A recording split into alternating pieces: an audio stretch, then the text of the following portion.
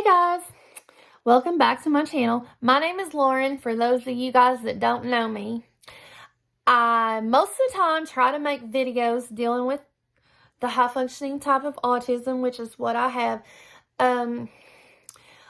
Also, you will occasionally see some videos of my travels. And in this particular case, you will, because I'm hoping to add my amazing experience of Williamsburg, Virginia to this vlog.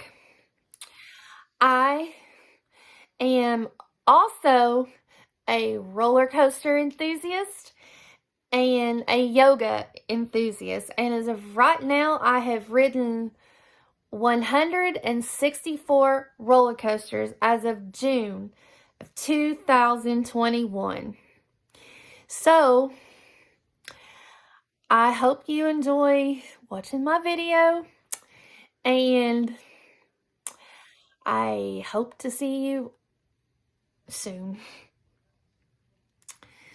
So, oh, and let me mention, even though making videos is a lot of fun, it's also a lot of work.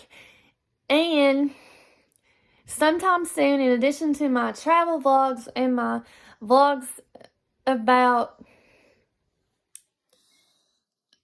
my health history, expect to see some vlogs about roller coasters and amusement park trips, and me doing some demos for yoga poses or classes. All right. See ya.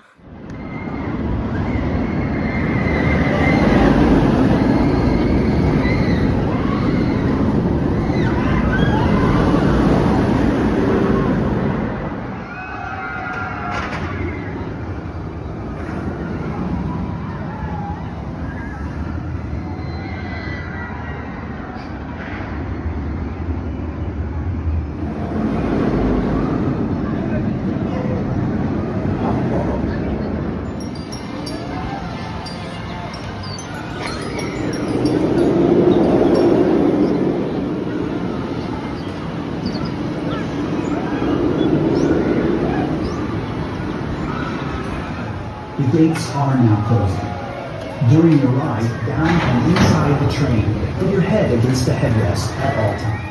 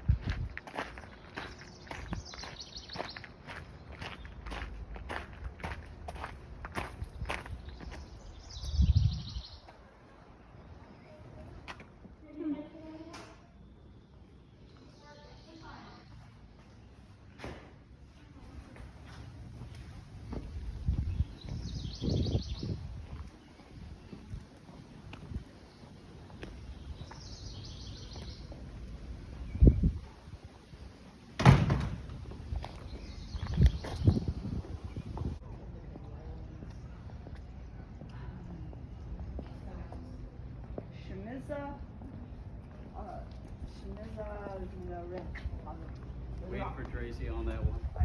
Can I stand out there and start talking? These trees are driving me nuts. Good day and welcome to the Palace.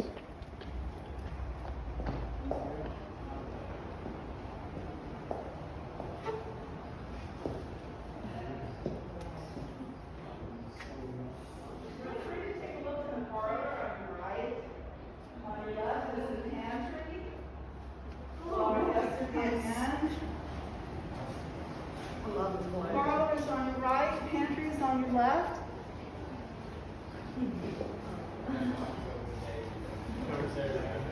Parlor on your right, pantry on your left.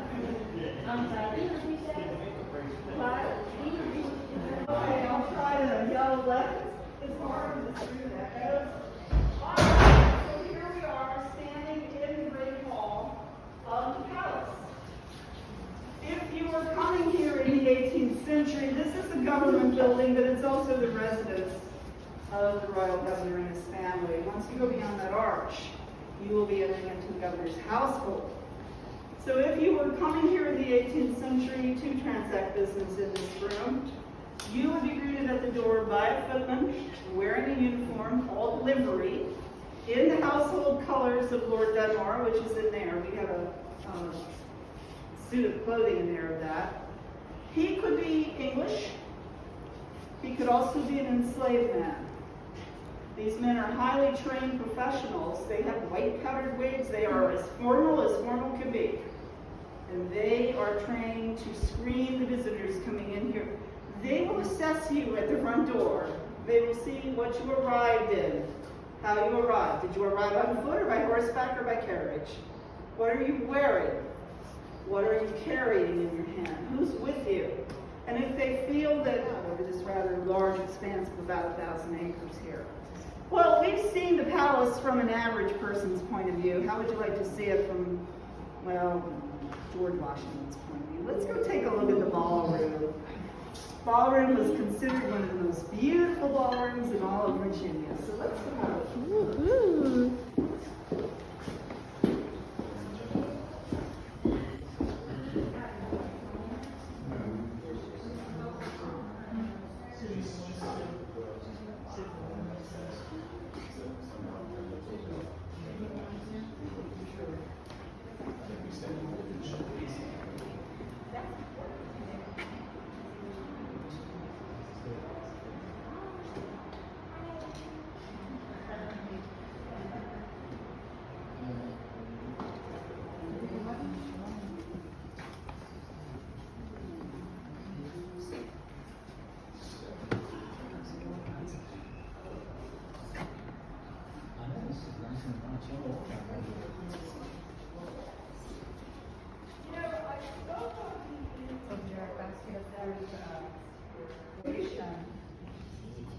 They noted that the carpeting came from Wilton Company in England, and that's exactly where this came from. It was made by Wilton, and it was made for us using the designs of Robert Adams, and that was who was noted as the designer that we used here in the palace.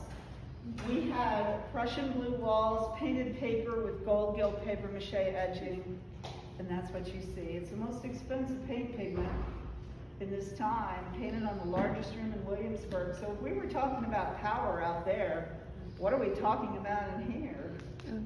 Wealth, exactly. It's good to be governor, right? So the portraits that we have in here are George III, our king, and our Queen Charlotte of Mecklenburg. He's 42 in that portrait. He's just been crowned the King of England. She's 17. Just a little tiny thing there. Look at her, the clothes almost overwhelm her. They would be married almost 60 years and have 15 children together. She was a fascinating lady.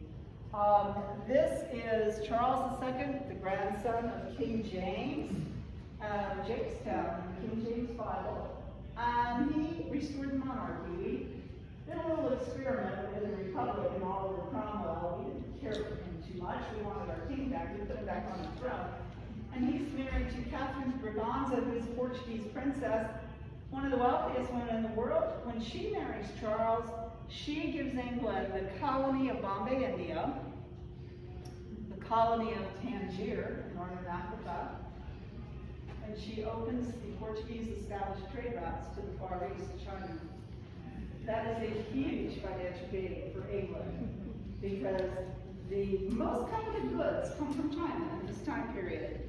And North Africa, where we're talking about Morocco and Algeria there, all the spices, all the wonderful fabrics and beautiful exotic items that are coming through there, England now has access to. So that was a good marriage for him, not so much for her. He had 22 children, none by his wife. So that's a different story. Now, a ball would begin about 7 o'clock at night. This is called an assembly room. You'd have about 40 guests. We'd dance till midnight. We'd stop, we'd take a break, we'd have supper in this room, and then we would come back and we would dance the night away. Virginians love to dance. And one of the instruments that we would play, of course, is the harpsichord.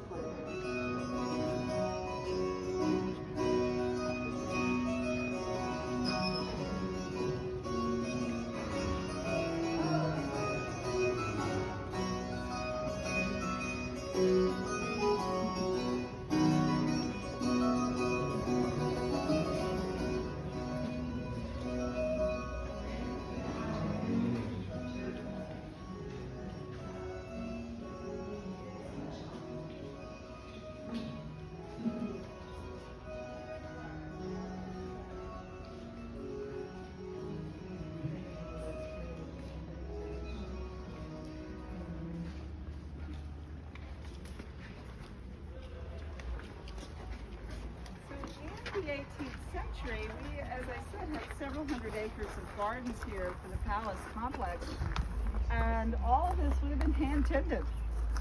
Imagine doing this grass with a scythe, you know, like the Grim Reaper uses.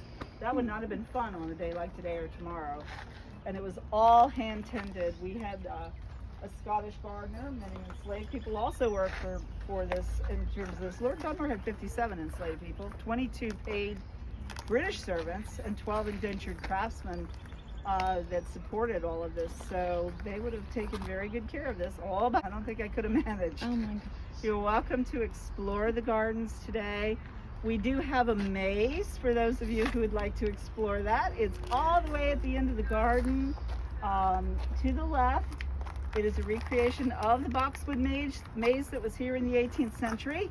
When you go down, walk through the alleys on either side, and you can cool down a little bit, because the purpose of the alleys, they're like little leafy tunnels.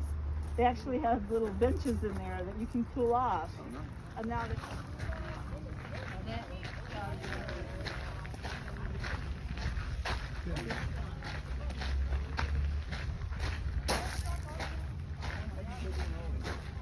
Because it's interesting.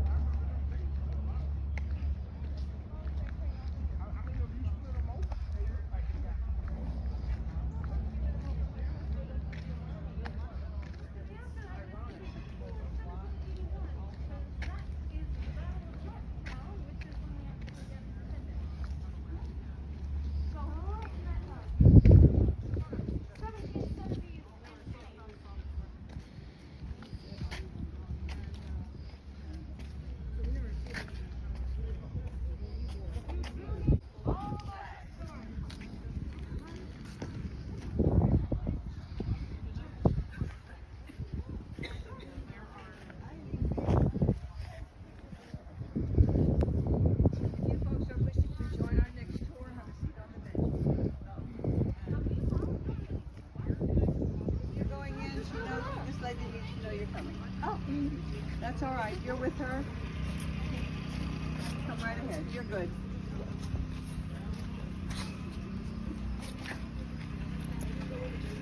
Thank you for coming. Watch your step. These are kind of steep. Welcome. Come right on in. Okay. Just stay right here. Come on in. Take a look around. Enjoy the air conditioning. What could be better? Come on in. Welcome, my friends. Come on in. Glad to be here. Welcome, welcome, welcome. Come right on in. You're entering the home of George and Elizabeth Wynn. Please come right on in. Now, I know you heard a little bit about the house and Mr. Witt while you were outside, and now you're on YouTube. Oh, okay. Now you're on the other side of the door, and that marks you as a must, my friends. You are in the case. The first room they're going to show you to, in all likelihood, will be that one right there. That's what you folks would call your living room. We call the parlor. Same kind of thing, playing board games, drinking, dancing, maybe having a spot of tea. You see the tea table in the corner, playing musical instruments. Sometimes they resort to polite conversation. I know that is shocking, but we will do that. Virginians like a good time, and that's what that room is for. Now, as a modern person, you may be looking at that and saying, I I don't get it. Why is all the furniture just kind of shoved to the side? It's light pieces of portable furniture, and that's what they do with it. They're waiting, well, there's 15 enslaved people here that are part of the household, and they're kind of waiting for the wits to determine the number of guests, what the company would prefer, and the room will be arranged accordingly. And it is obvious it is not dinner time. Take a look at what is on the table. Mr. Whip would like to welcome you to something that he refers to as the Committee for the Preservation of Useful Knowledge. So it's Science Club. And who would be in attendance? The intelligentsia of Williamsburg, the brightest, the best at the back of the house. I just thought red wall painting. That is amazing. Folks, come on in. So the chairs in the study are made of mahogany, and they were made in 1979. So this is Mrs. Witt's office that you're taking a look at right now. You'll notice her desk and bookcase up against the wall. She's going to run the household accounts, take care of those here. She'll also meet with Fanny and Lydia, the enslaved laundress. They cook on a daily basis to go over what they need to do. Lydia would stay a little bit longer because they would review the receipts, or what we call recipes today. Mrs. Wood telling her what she wishes to have cooked to be served on the table at dinner that day. You'll notice there's a bed in her office, and that's because this room is also doubling up as a guest room. You'll notice the beautiful netting there. Mosquito netting is what it's called, to help keep the bugs and the things out of their bed while they're sleeping. And then they'll be sleeping directly on a horsehair mattress, which is the most expensive mattress money can buy. So that'll be pulled more into the center of the room as well. Now the next room you're going to see is Mr. Wait, I hit You a also quick. notice a couple of bookcases there as well. He's a lawyer by trade, but he likes to learn history, philosophy, Greek literature, you name it. They are. He is learning it and talking about it and discussing it. As you look above the bookcases, you'll see some specimens above the bookcases and jars to examine and study. A couple of From the fish, sun. a snake, a crab, Well, and Saturn. there's even a snake on the table in there as well. There's also some scientific apparatuses, a microscope, and the wooden structures, the optical work. Take a look through the optical viewer because it works. There's a picture on the table. There is a mirror that's magnifying it through the it's fitting it through the magnifying glass, making it look three-dimensional. So you take a look at that. Now we do have 4 rooms above stairs that are the same size. Unfortunately, we can't go right now, but directly above Mr. Wood's office is a student study. Above the top again, Mr. and Mrs. Witt's bedchamber, and on the other.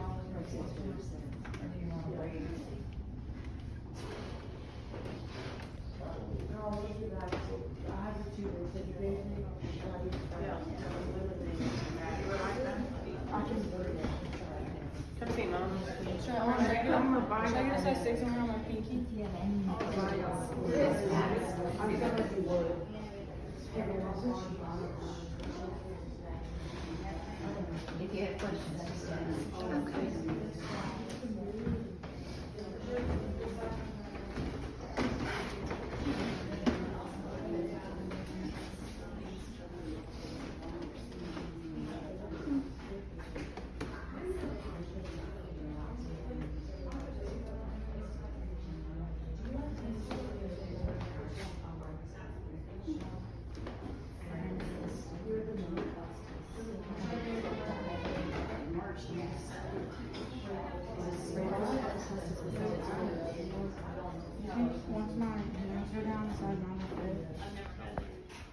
Okay.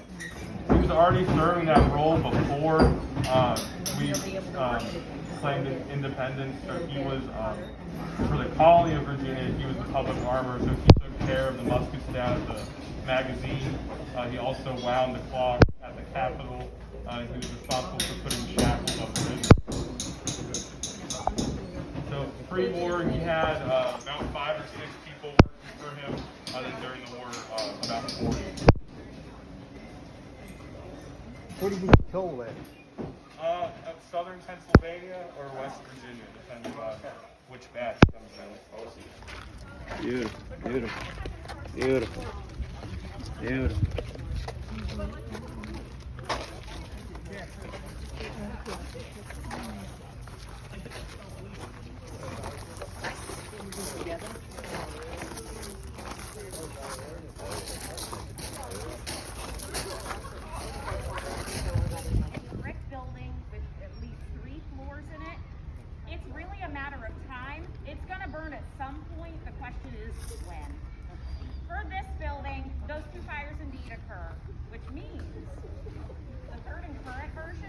building you're walking into is actually the oldest and longest standing one we've ever had here. When we step inside, we're going to see two rooms today. The first room is the general court. That'll be approached by us going around the left side here in just a moment. And it is that general court that tries your felony cases in the 1700s. After we take a quick walk across our porch, we'll also take a look at the chamber of the House of Burgesses, where the laws of Virginia were made throughout the 18th century. While we are inside together, as always, please make sure that if you have a cell phone, it's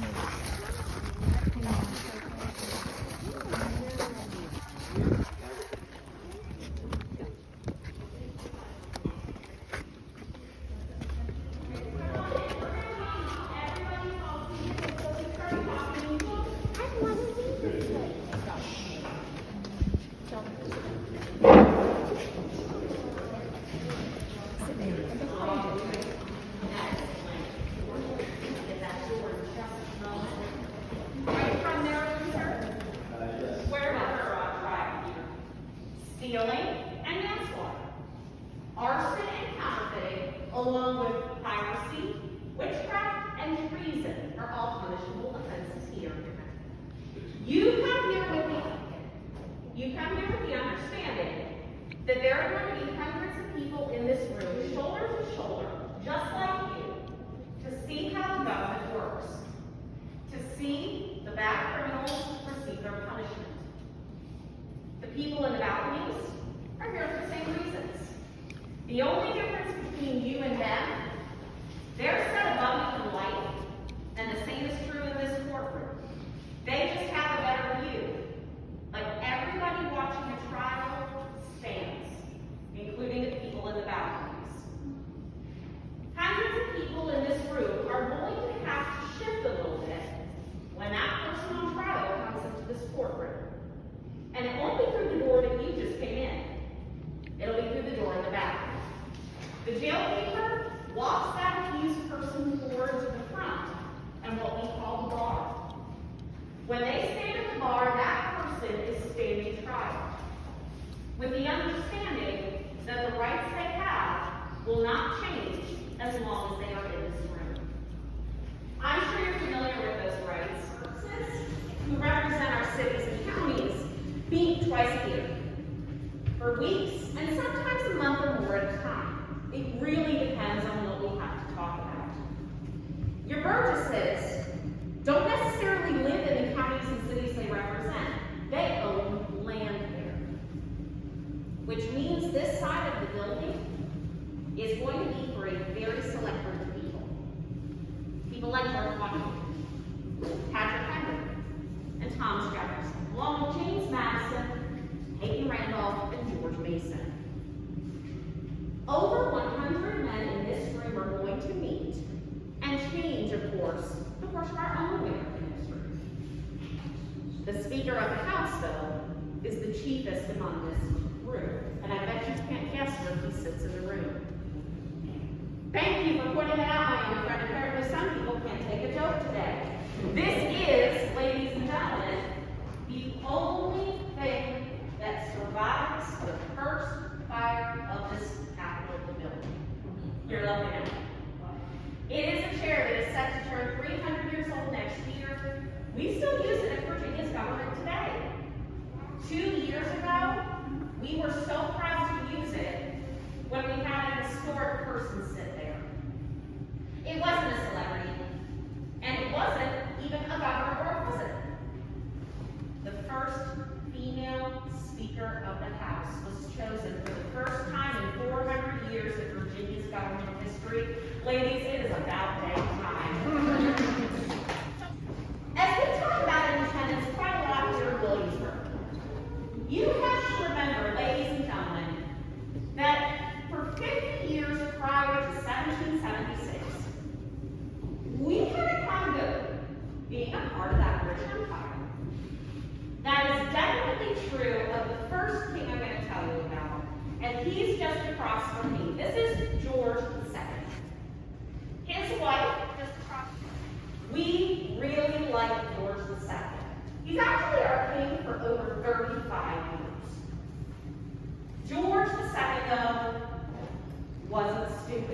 He knew that being in charge of a lot of people meant that the easiest way to keep them happy was to let them do what they want.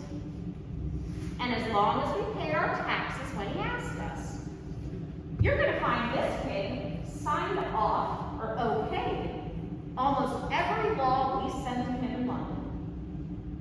Everybody wins. This king gets his money. Virginia and all of the other colonies can make the laws that are best for them, which might be different than other places in the empire, let's be honest. 1760, this king dies. Our next king should have been his son, but he was already dead. He, though, left his eldest son to be our next king. 3 decades of love and trust and respect make way for a 22-year-old who has absolutely no leadership experience whatsoever. You know this man better than I'm pointing at as King George III. Next to him, his wife Queen Charlotte, 16 years old. 12 days after she comes to England for the very first time, she marries her husband, who she barely knows. Does anybody know what else is going on in the world in 1760? Something pretty big. Your hint is this. It begins with French and rhymes with an Indian War. The French and Indian War! To me, that sounds kind of funny. That the biggest empire in the world, at more than 50% of the planet, and who's in charge? This guy who doesn't know the first thing about being the king and his brand new teenage wife. On paper, it sounds like a recipe for total disaster. But guess who shocks the world when they win that war? The British do. You know what comes next. It happens every time someone wins a war. Just because you win doesn't mean there are consequences. Our consequences are to U.S. taxes. We have to pay our allies, replace the supplies we grow, make sure that our soldiers are taken care of, and in many cases